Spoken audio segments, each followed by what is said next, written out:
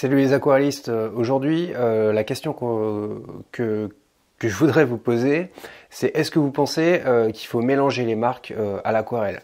C'est-à-dire, est-ce qu'il faut utiliser Schmincke, Sennelier ou n'importe, ou juste par exemple Schmincke, juste Sennelier, juste Winsor & Newton. Voilà, c'est un peu la question. C'est une question que je me suis posée au début quand j'ai commencé l'aquarelle et j'avais pas forcément de réponse. Donc j'ai pas véritablement trouvé de réponse auprès de personne. À l'époque, j'avais vraiment pas beaucoup d'infos. Donc j'ai essayé plusieurs choses et j'en suis venu donc à cette conclusion que oui, on peut mélanger les marques à l'aquarelle. C'est même recommandé de le faire. Cependant, il faut quand même vérifier quelques points. De ne pas mixer, de ne pas mélanger l'aquarelle fine et l'aquarelle extra fine. C'est-à-dire que si vous prenez de la fine, continuez que vous pouvez prendre une autre marque, mais prenez de l'aquarelle fine. Si vous prenez de l'extra fine, donc moi je recommande l'extra fine bien entendu, c'est-à-dire que ça se mélange mieux, plus haute concentration de pigments, etc. Donc là, à ce moment-là, voilà, vous restez sur de l'extra fine en mélangeant les marques. Voilà, donc ça c'est vraiment le premier point, fine, extra fine. Alors le deuxième point, c'est vous pouvez donc bien évidemment mélanger les marques en utilisant des couleurs qui vous ressemblent, qui correspondent à vos objectifs et qui vous correspondent à votre sensibilité. Si toutes les couleurs que vous utilisez dans une seule marque vous conviennent, dans ce cas, pas besoin de prendre d'autres marques. Par exemple, Schmincke, c'est un bon rapport qualité-prix, on va dire.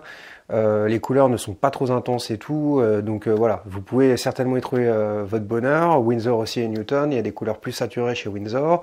Daniel Smith, c'est le top hein, en aquarelle. Daniel Smith, je sais même pas s'il y a mieux quoi.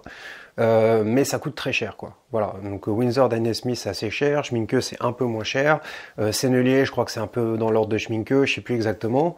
Puis il y a d'autres marques, Rockwell, Canada, etc. Enfin voilà, c'est à vous de voir selon est-ce que vous pouvez vous procurer ces aquarelles facilement ou pas. C'est aussi un critère. Voilà.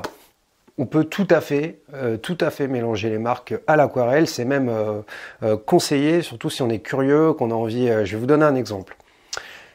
J'avais besoin d'un beau gris. Des fois j'avais la flemme de le fabriquer moi-même et tout, parce que voilà, il me fallait un truc.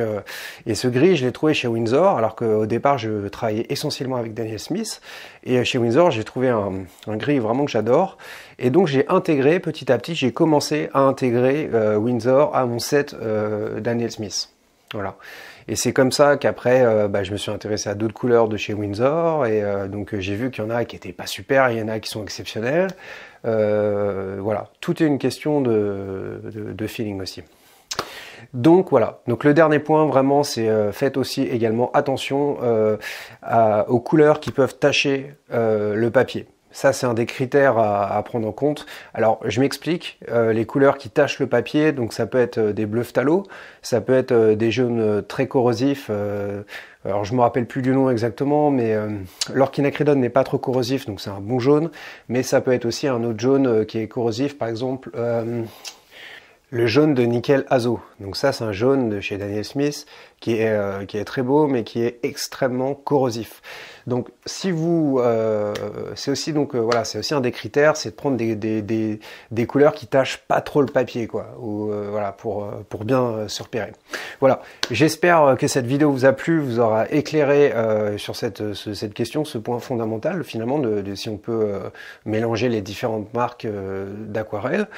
Si vous voulez aller plus loin, j'ai une formation offerte en description qui est la construction donc intégrale, hein, c'est un tuto de A à Z sur comment faire un paysage avec des reflets à l'aquarelle et je vous dis à une prochaine fois.